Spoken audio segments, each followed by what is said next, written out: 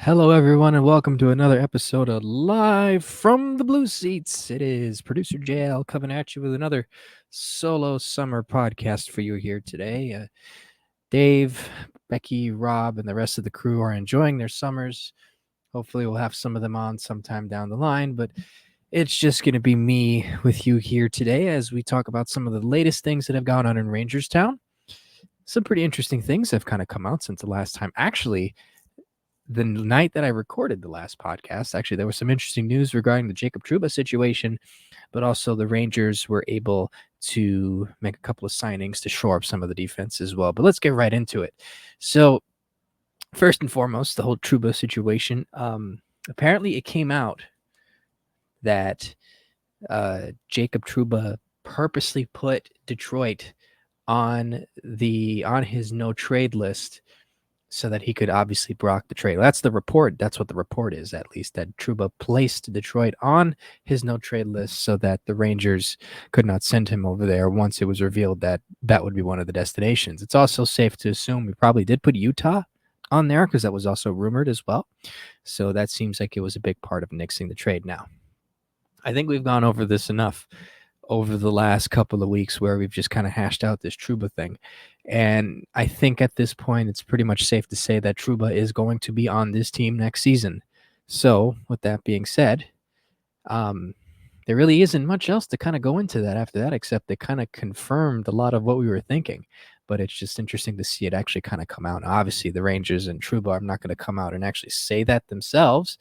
But it's interesting to note that Trouba definitely has his nose to the grindstone and is really keeping an eye on not only his situation, but the situation with the team as well. And just judging by the way Chris Drury is dealing with things, it just kind of seems like there's a bit of a rift between the two. Just going off of what we've seen so far. But I think Peter Laviolette will do a decent enough job at trying to make sure he keeps all that out of his locker room. So I'm not too worried in terms of, just a mutiny happening. But it's also, it's hard to really kind of put it together because I like Trouba as a player. I mean, it sucks that he hasn't been the best, but I think he can be a valuable asset to a contending team. It just sucks that, he's been dealing with a lot of injury issues and, lower body issues, wrist problems that all seem to have kind of, turned his whole Rangers career into kind of like a tailspin. Teammates respect him. The coaches respect him. So we'll have to see how he's going to handle this sort of disrespect, as I'm sure he would probably call it that way. It's really hard to just kind of say any more about it. Like I said before, I mean, I could sit here and come up with a bunch of things to try and fill the air in regards to the whole Trouba situation. But at this point, I think we're just going to have to be resigned to the fact that he's going to be on this team next season. And the best thing that Peter Laviolette can do is either pair him with a strong puck mover, or you just shelter him on third line minutes, and maybe you can do a bit of both. But it kind of seems like that's going to be the case. With the emergence of Zach Jones. And I honestly think Zach Jones would do pretty well in sort of easing Trouba into the lineup. And obviously when it comes to Ryan Lindgren, it kind of seems as if they might, that's also another interesting situation. So it could either go one of both ways with Lindgren. Apparently I read something that he may get a shorter term deal in the interim to see if he can try and get another bigger deal, or he's going to get a deal at about $4 million change. That could probably, hamper the Rangers a bit. But it also, just to pivot to Lindgren, it also seems like the team is working on something with him. I don't have any sources. I'm not a in the know reporter, but just from something that I read. It kind of seems like they want to do it to keep Adam Fox happy, and rightly so. That is your best defenseman, and you want to keep him happy. It just sucks that it has to come at the expense of a player who gets hurt a lot. And this is nothing against Lindgren. I really like Lindgren. I was one of the few proponents of calling him up back in the day when he was in Hartford, because he had a couple of cups of coffee here, and he actually looked good, in his first stint of action with the Rangers. And it kind of sucked when he got sent back to Hartford. But when they finally brought him back up and he stuck, it really elevated this team's defensive performance. So speaking of defensemen, outside of the whole Trouba and Lindgren thing, which are kind of, pretty much educated guesses in terms of what's going on, the Rangers actually signed 2 defensemen. So first, it's Chad Ruhwedel. This was someone who I was privately, and I might have said it on here too, someone who is a good depth piece. I honestly thought he should have played more down the line, especially for Jacob Trouba. This is a Stanley Cup winning defenseman, and he would definitely fill the role in terms of the depth defenseman that this team could possibly use. I honestly think he could even be in the starting lineup, and if anything, I feel as if they were going to keep Ruhwedel anyways and probably use him as kind of the spot to replace Jacob Trouba. They also tendered an offer to Matthew Robertson. He'll be an interesting case, as he's definitely going to fight for a spot. It sucks that Robertson hasn't exactly filled out to the potential that he should have been in terms of being like a second pair shutdown D, or maybe he was trying to turn into an offensive defenseman. Either way, it just kind of seems like his development is kind of stunted. But he seems like with everything that's gone on with this Rangers defensive depth, I think he's going to definitely get a fair shot in training camp. This might actually be his last go around with this team and this organization. So a strong camp for Matthew Robertson will be key, and hopefully maybe he'll actually be able to make some sort of a mark. But the bigger news out of everything is the Rangers re-signed Braden Schneider to a 2-year, $4.4 million deal. Now, I know that a lot of fans were looking to try and lock him up long term, but I think this is a good move because there have been moments where Schneider hasn't exactly been the best, but he's definitely improved a lot more since he's gotten more minutes, and especially last season when he started to play on a line with Keandre Miller, and they were absolutely stellar, not only towards the end of the regular season, but also just in the playoffs, and those two were really solid together. Braden Schneider is probably this team's best defensive defenseman, but he also has a bit of offense to him. He has this weird chemistry with Artemi Panarin, which it's kind of random, but Schneider is definitely someone that the Rangers are going to try and keep around for a very long time. And this deal sets him up to go into RFA again. And maybe by that time, when that 2-year deal is up, he's definitely going to get a raise. And maybe by then they'll try and lock him up to a long-term extension and keep him here for the foreseeable future. I love Braden Schneider as a defenseman. I love his all-around game. He just looks like a professional out there. He skates well. He hits hard. He takes good shots. He's responsible for the most part. And he's definitely going to be someone who they're going to rely on heavily for the next season, as he definitely made Keandre Miller better, and Keandre Miller made him better as well. So it was a good matchup to put those two together. And analytically speaking, they both, really complement each other well. Braden Schneider is one of my favorite picks because I just know for a fact, well, not for a fact, but I just know that they drafted him out of spite against the New Jersey Devils. So that's what makes me appreciate Schneider even more. And he's also just a damn good hockey player too. Came up really quick, kind of ran through Hartford and was able to really make a mark, and he definitely made his impact known. So that's definitely going to go forward. That's definitely going to get this team and going forward. So if we tend to look at the Rangers D pairs now, so you have Adam Fox and Ryan Lindgren, which is more than likely going to be the case. Second pair is going to be Keandre Miller and Braden Schneider, which, again, awesome move. And then the third pair will more than likely be Jacob Trouba mixed with either Zach Jones, Chad Ruhwedel, or Matthew Robertson. And honestly, I think that's great. I give many props to Eric Gustafsson. He was a warrior. He filled in when he needed to fill in. That was a tremendous signing by Chris Drury. It's unfortunately that the that signing didn't exactly pan out towards the end, as he might have either been battling something, but just him with Jacob Trouba didn't really help the cause for this team at the end. But if you look at the D pair, the decors that are currently constructed right now, one of the big problems that this team had was getting out of their own defensive zone. Putting Schneider into the second D pair kind of increases that probability instead of Jacob Trouba.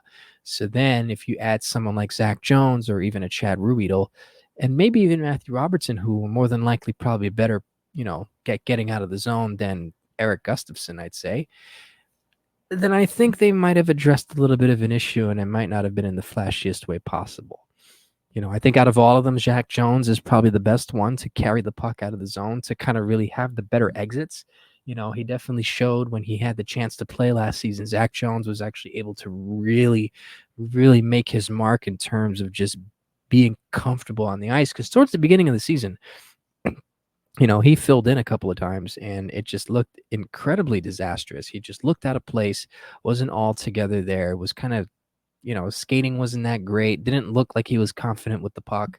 And I guess an extended stint on the bench and in Hartford kind of really kind of put it into him that, hey, listen, you got to do things the way that you want to do them. And ever since he had come back up and come back into the lineup, and I don't think he even went down to Hartford. Excuse me. If he didn't go down to Hartford, I apologize. But he sat on the bench a lot.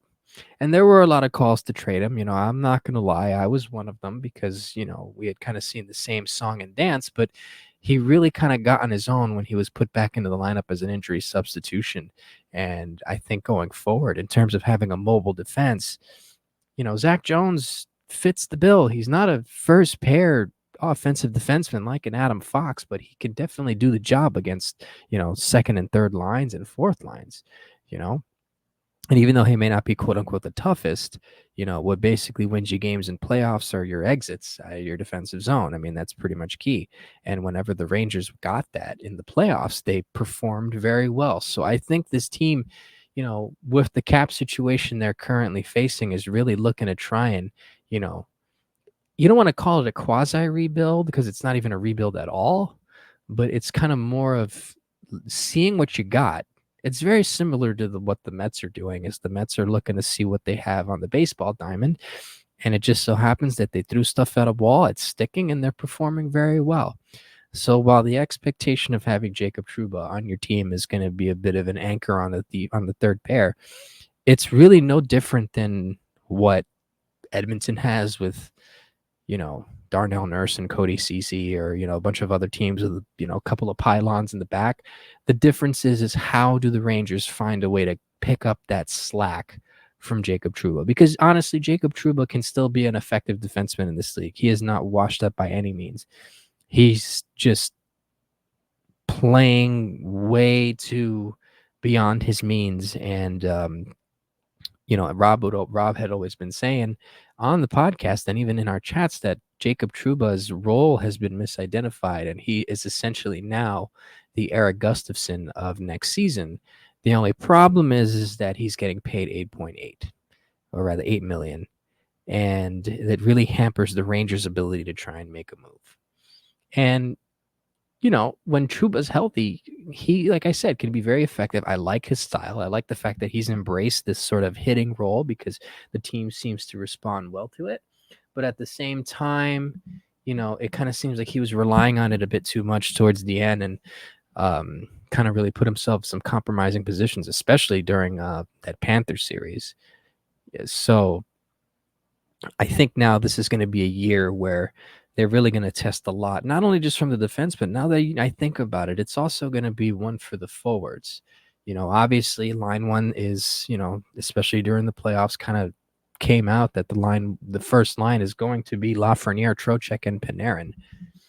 And, they obviously did very well throughout all the series, even in the Panthers series, even though Panarin wasn't exactly, potting him in the back of the net like crazy, he was still on the ice for a lot of those goals that his line produced. Alexis Lafreniere obviously has taken the next step and has kind of taken the criticisms that were laid upon him in the previous summer and has turned himself into a valuable piece for the Rangers. And obviously Vincent Trocheck is Vincent Trocheck. We all know what we're going to get. Line two, Kreider's Zibanejad, Riley Smith. Obviously, I've mentioned that in the past, in the previous podcast, that Riley Smith is essentially what this line needs.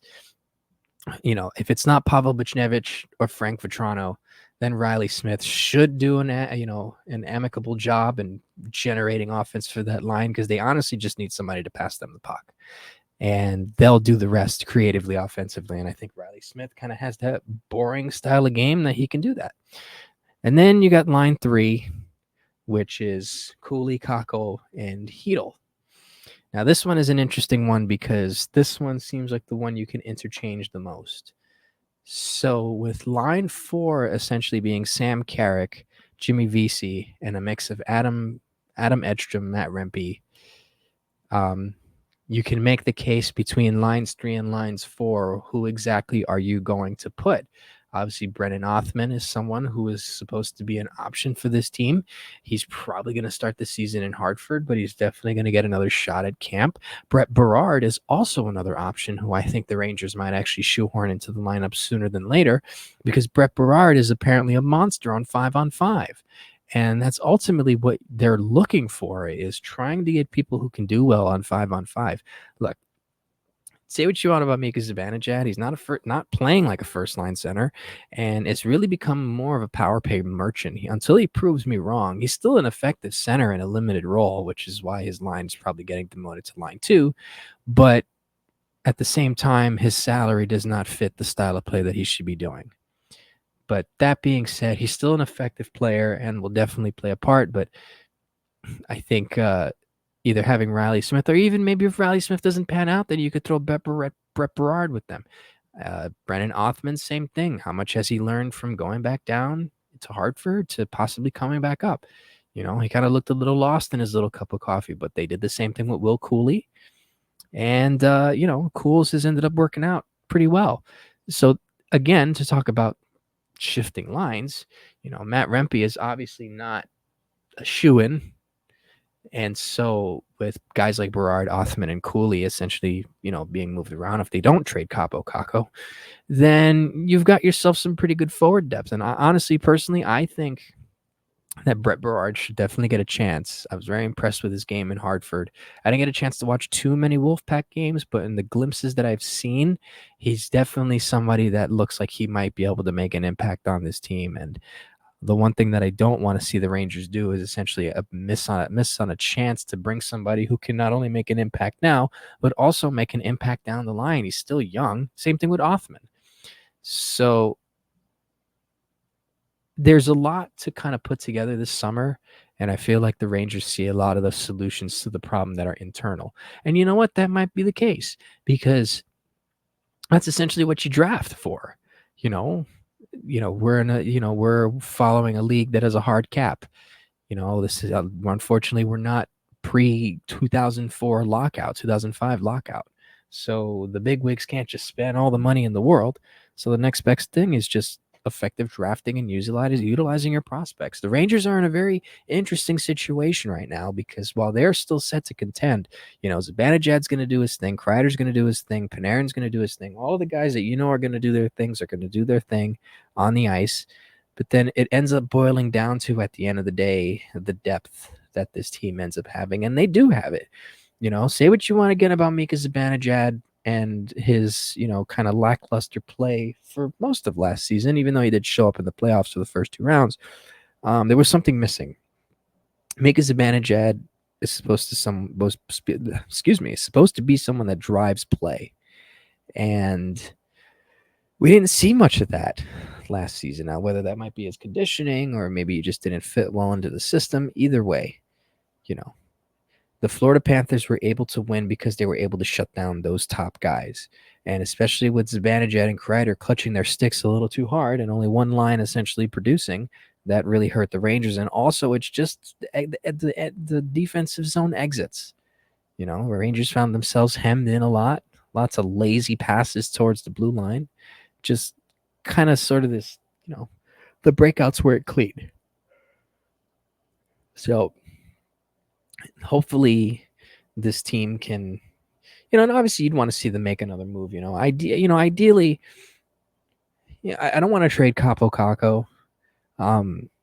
but his salary is a bit too high. Obviously, he's on a prove-it deal. It's the same thing that Lafreniere got.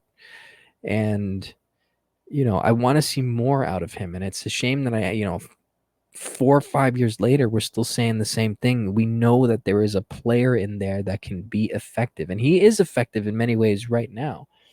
But he's not playing up to that level of a number 2 overall. And maybe he might not. But there was this kind of tenacity that was involved with not only just him moving around with the puck and being a possession monster, but he was able to generate enough offense where even if, you were to put like a low sort of expectation on him when he was drafted, he would hop out as sort of like a second line, winger. But he hasn't really done that. Defensively, fantastic. Good at holding onto the puck, good at cycling, good at moving it around. But there's just one more thing missing, and that's kind of that nose to the net kind of thing. And if you watched a lot of his highlights, which, we consumed a lot of his highlights in World Juniors and also overseas in Finland, is that he was able to drive play, deliver shots from certain angles, and just kind of take it to the net. And it seems like in the NHL, he's kind of scared. There were certain instances where he made a couple of really strong plays. I think there was like one goal against Minnesota in an NHL game where he just kind of like went around behind the net and then just went to the front and popped it in, kind of similar to the goal that he scored in the Traverse City tournament the year he was drafted against, ironically enough, the Minnesota Wild prospects. I covered that game for another outlet. I was watching all of them on foxsports.com, which it's cool enough that they were able to broadcast those in the first place, but I covered them for another outlet, and it was really interesting. I was really mainly paying attention to Capo Caco. I'm trying to see if I can recall thinking of any other prospects, but obviously, Caco being the number 2 prospect, I paid close attention to him, and so there was just kind of this drive about him. He was able to dominate. So I hope that Kako is taking this off season to kind of improve it. And, honestly, the same thing for Mika Zibanejad. Mika Zibanejad is the ultimate professional, and I'm very optimistic that he can potentially turn it around and have a stellar regular season like he did before. Because it seems that when Zibanejad ends up getting pressured, he actually ends up playing pretty well. Chris Kreider, you know what you're going to get with him. Can give you easy at this point in his career, gives you an easy 30 goals, and that really goes a long way with this team. Artemi Panarin, obviously, absolute machine, and there's a lot of potential. Now I want to go back to the fourth line again real quick. So there's kind of this interesting conundrum that they're given. So considering how the Rangers, quote unquote, got, the other team played harder, would one see Adam Edstrom and Matt Rempe as guys who can kind of replicate that toughness in terms of holding on to the puck, being heavy in the playoffs, put enough work into it, which I know both those guys will end up doing. And I think it could be the case. Matt Rempe may not be the, glitziest and the glamorous of all players, but there's a skill set there. There's there's an obvious skill set within the tools that Matt Rempe has as a hockey player. People want to dismiss him as this sort of goon because he fought a lot, but I mean, that's going to happen when you're a heavyweight. People challenge. He's the biggest guy in the room, and everybody wants to challenge him. Kid has to defend himself.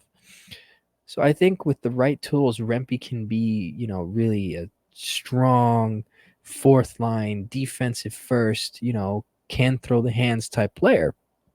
And there were some flashes of it in the playoffs. I'll say that. There were some flashes of it during the regular season. He scored the first goal, which I'm going to tell you what. So I ended up getting late to that game in game 1 of the playoffs. I was stuck in traffic trying to get to a train station, and I missed probably about 5 to 10 minutes within the first period. So I really I didn't get a chance to see it from, the game from the beginning, but I was there for most of pretty much all the scoring. And let me tell you, when Matt Rempe scored that goal, that place went berserk. I'm talking about just absolute madness. The love and the appreciation that us Ranger fans have for Matt Rempe was just given to him full force when he was able to pop that pass in front of the net. Perfect placement too, which is why, I think he could really be an asset. And the same thing goes for Adam Edstrom. I was at the game when they had Edstrom, Goodrow, and Rempe against New Jersey when Rempe absolutely murdered Nathan Bastian, and you could just see, even after the fact when they were combined together, you could just see how big these guys are, but they really dug deep. Players were scared to, you know, move move into the corners with the puck because you had Rempe coming in and you had Edstrom coming in.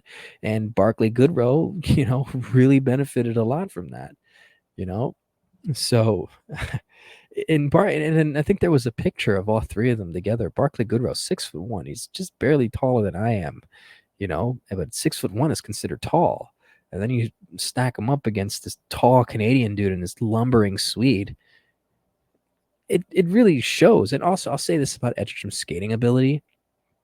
He's a big guy, but the dude has such a good technique on the ice. He's a fast guy. He's got a good stride. He can definitely cover a lot of room with those tree trunks of his legs, and I say that, as a term of endearment, of course, because, I really do like Adam Edstrom. Got to see him score his first goal against the Anaheim Ducks towards the end of the game when they basically gave up, and Barclay Goodrow fed him on a nice little pass in front of the net. So that was fun to see. So I think they're good on that front. Now, just going back to the centers real quick, I'm thinking about Filip Chytil. And obviously he went through a really, incredibly tough go of it with, the concussion issues and the post-concussion symptoms. And, they really were able to push through without him there. And obviously, with the emergence of Vincent Trocheck essentially usurping his spot on that line, Chytil comes back in a somewhat of a limited role. Obviously, also with his, brain injury, you have to be careful with it. But it kind of seems like he might be full bore next season. And I think that's probably the most important point here is that, Chytil has shown that he can be that offensively dynamic center. It may not be first line, obviously Trocheck and Zibanejad have that spot, but it's perfect because he gets limited time against top end defensemen, but he gets more time against second and third pairs, which, he can obviously handle. And then you have Will Cooley. Cools is, I consider a godsend for this team. Cools is the type of guy you want in your corner. He was one of the better performers during last season's playoffs. And, his performance also impacts Filip Chytil greatly because that a player like Cooley gives another player like Chytil more space to roam around. And, obviously you don't want to put Chytil in harm's way, but, if he's cleared enough to play hockey and if he does well next season, which he was looking like he was going to under this new coaching staff, then I think the Rangers are in a lot better position than they were even towards the end of last season. Say what you want about Alexander Wennberg. I thought Alexander Wennberg did an admirable job when, with the short time that he was here, was able to score a big goal when needed.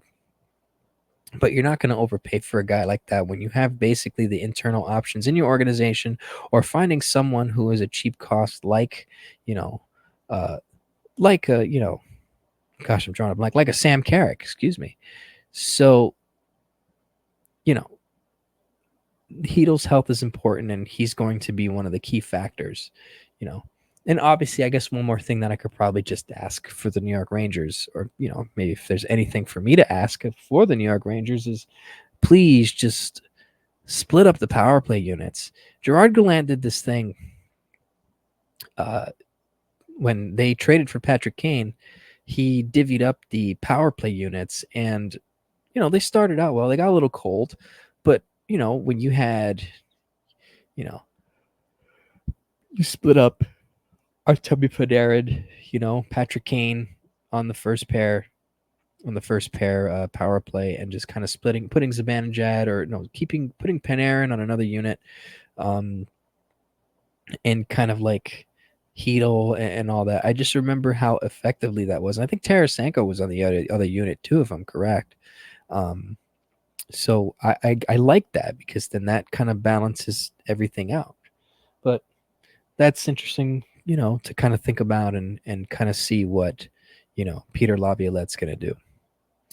Now, we're about a couple of months away, maybe two and change from the start of the preseason. And I mentioned before that with the way the team is currently constructed, I would be a little concerned about what's going on. That's kind of gone away a little bit. And not because I don't think that, Chris Drury deserves any criticism or I just completely changed, but I think now with the cap situation changing and obviously Jacob Trouba is getting dealt at the end of next year, with his wife's residency ending, I think this team might surprise us. I think they do. I honestly think they do because it kind of seems as if now this is going to be the first time in forever that they might actually begin to try and give some of those young guys some time. And then you might say, well, John Luke, well, you really going to trust a bunch of kids in a spot like that? And I'd say, yeah, of course. They're hockey players. Yeah, it may be a bit different than what they'd experience in Hartford, but they got to come at somewhere at the end of the day. They got to come out at the end of the day. That's what you draft them for. And if they can handle the heat of New York City, which in hockey terms is not really much because as popular as hockey is, it's a bit lower on the totem pole in New York City. But obviously, Original Six, New York Rangers, that's a very big thing. It's an important thing, really. I think young players can probably handle it a little bit better than it would be if they had the same popularity like they have with their other tenant in MSG, the New York Knicks. So I think this year, Drury and company are really looking to see what they got. You got Bryce McConnell Barker, Adam Sikora, as an example. You got obviously, Matt Rempe, Adam Edstrom, Brandon Othman, Brett Berard. So there are options out there. And I think Chris Drury is really trying to, just see what he has, honestly. But really, you're going to see, depending on what ends up happening next season, you're going to see a lot more major moves in terms of next season if Trouba gets dealt. And then also you have the, now here's another thing we can end up, talking about is, so the cap goes up. It's going to probably go up at some point, maybe larger than this, this increase. But next season, you have a couple of RFAs that could really, really, affect this future of this team. Obviously, the first one is Alexis Lafreniere. Alexis Lafreniere is, how can you put it, has basically emerged as sort of this team's young leader. And, it's important that I think that they keep him. And with his emergence last season, he ends up getting more power play time. He's going to be a force. Let me tell you that right now. He's going to absolutely be a force. So I had to pull up Puckpedia. Puckpedia is, taking the place of the recently fallen Cap Friendly. There's another website too that is done by some of the people that worked at Cap Friendly, so that's also going to be an option as well. Also, I'll just say, it sucks that the Washington Capitals brought the proprietary technology for Cap Friendly, and all I can say is, first of all, you can kiss my Puerto Rican hairy behind, Washington, because that is, I just never understood the NHL's aversion to having tools out in the public like this. But thank goodness we have other people who are passionate and are willing to kind of, give us this information. So you're looking at RFAs for next season. So obviously Capo Caca was one, Alexis Lafreniere is another, Adam Edstrom is one, Will Cooley, Matt Rempe. So you got a lot of names here. Also, Keandre Miller and Zach Jones are also going to be RFAs next season. So that's a lot of money you have to try and allocate to keep those guys on here. Obviously, Riley Smith's probably not going to be here, and maybe a couple other players. Maybe somebody gets traded. But obviously this is sort of the predicament that the Rangers are in. So what they're doing now is not only saving for, when a certain player from the Edmonton Oilers contract ends up running out, but also finding a way to lock up the current core of youth that they have right now. Just looking at some of the contracts, they've got Jimmy Vesey and Johnny Brodzinski signed to pretty good contracts. Sam Carrick's only making $1 million for the next 3 seasons. So that's pretty good. Philip Hedl making a decent amount of money as your third line center at 4 and change. Trocheck got a steal of a contract for the next, 4 seasons at 5, 625. And then you got Kreider, Mika, and Panarin. Panarin's got 2 years left on his contract, and Trouba also has 2 years left on his contract as well. So it kind of seems like it might be a mix of letting the young guys come in and take some spots, but also potentially saving up for Connor McDavid. And I'm not trying to say that, McDavid's coming here, but I mean, it only makes sense. And then, like I said in the past, like in the last podcast, just imagine if the Rangers had signed like Jonathan Marchessault to that huge deal, and that ends up becoming a thing that prevents them from signing Connor McDavid, barring any crazy circumstance. So you have to hope that this plan will actually, turn out really well. And I don't think Chris Drury's job is in danger at all. I know James Dolan is James Dolan, but I essentially kind of agreed with Dolan's decision to remove Davidson and Gordon. That things just kind of seemed a bit in disarray. They were a little too soft on it, and they got embarrassed by a player from another team, and the NHL even sort of kind of made an example out of them.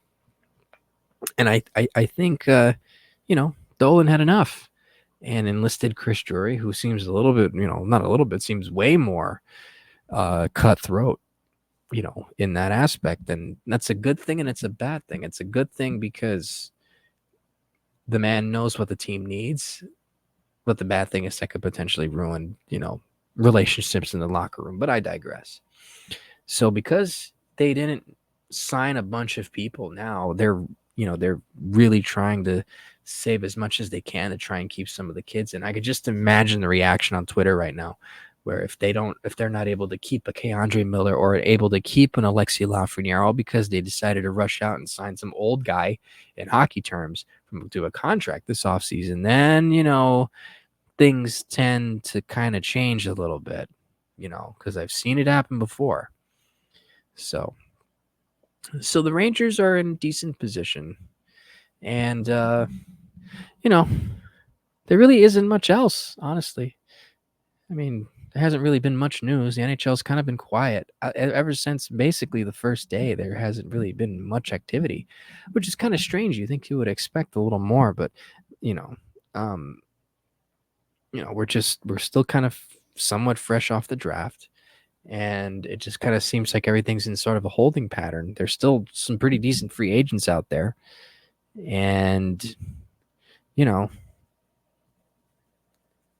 the summer is just one of those times where, let's take a look at some of these free agents here. So we're going to take a look at the 2024 UFAs over here. And so obviously Joe Pavelski is going to retire. He's essentially at the top of this list, but Pavelski is done.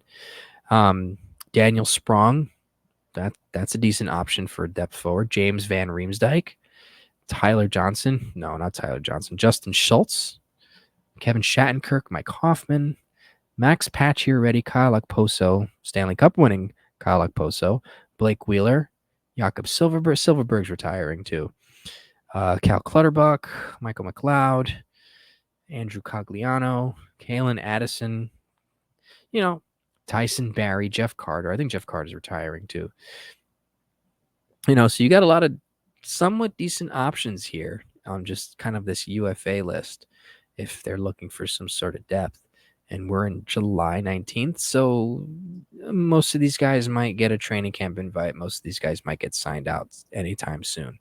John Klingberg is actually sort of a decent get if they're able to fit it in, although he last made $4.15 million. I don't think he'd get that on the market currently. That was, I think, with his contract with Dallas. I might be wrong. So there's a lot of interesting names on here. Robert Bortuzzo, Adam Ernie, Dennis Gurianov. Dennis Gurianov kind of shocks me. I thought he was going to be a superstar with Dallas. And then also too, speaking of just kind of like, the Metropolitan Division, what indirectly helps the Rangers is the defection back to Russia for Evgeny Kuznetsov. He's supposed to sign a 4-year deal to go back to the KHL. So that means that he got placed on, I think it was conditional waivers for the mutual purpose of terminating his contract. I forget the exact terminology for it, but as much of a pylon Kuznetsov was towards the end of the season with the Carolina Hurricanes, I think he still had some money left on his contract. That's why they had to put him on the irrevocable waivers. Kuznetsov is still somewhat of a decent player. And although he's not Peter Laviolette's favorite, he's not a favorite of Peter Laviolette, Kuznetsov, you figure he would have stayed in Carolina. He did reasonably well for them in the playoffs. Obviously, they met their demise against the Rangers, but, he wasn't a slouch. But I guess, with everything that's gone on, he's getting a chance to go back home and, Godspeed, I guess. I'm not going to say he's going to be missed because he hasn't really played as well over the last, couple of months or, even with Washington. So he wants to go back to Russia and lazy it up. Hey, listen, by all means. But because I mentioned that, the Hurricanes are going to get slightly worse. Their team is a bit different than it was last season. They're trying to keep together, the little remnants that they have, and they're still a very sound team. But they're a very beatable team. They're not a team that really instills fear into you. Say what you want about the New York Rangers and them bowing out in the conference final. That team really, really, really, really over this past season was able to just muscle teams out of the building just with their overall, system play. And it was really cool to see. So the with Kuznetsov leaving, the Metro gets a bit weaker, and so there's another opportunity for the Rangers to take advantage. Now, honestly, at this point, it doesn't necessarily matter whether you win the division or not, as long as you get in. But it's nice to kind of have that little bit of an advantage. Granted, the Rangers had all the advantages, and they still didn't win the Stanley Cup. That is pretty much one of the few instances of where you knew the other team was going to win. They were just destined to win, and they really showed that. So, but anyways, I know I'm not really supposed to say anyways, but that's a terrible transition on my part. But thank you again for taking the time to listen to this podcast. We appreciate your support. We appreciate you looking at not only our podcast, but also the articles that we put out on this platform as well. I know Dave appreciates it, and the rest of the crew that contributes to the website definitely appreciate it as well. And I also appreciate it too, where you get to take a chance and listen to our podcast. It's fun doing these solo podcasts, but I honestly can't wait to do it back with the crew. It's always fun getting people's different opinions and, their thoughts. And, Rob tends to kind of be the glue and puts everything so well put. And sometimes he'll say something. I say, you just said exactly what's on my mind, just way more eloquently than I could, So I hope that we get to, we'll see them again towards next season. Definitely, that's for sure. But maybe we might get them sometime in the summer. Anyways, see, there it is. Me saying anyways again. That's not the best thing to do. Again, thank you for taking the time to listen. Thank you for checking us out. And we'll be back with you next week. Maybe it's a solo podcast, maybe not. But we'll definitely have something for you. With that being said, thank you for listening. And let's go Rangers.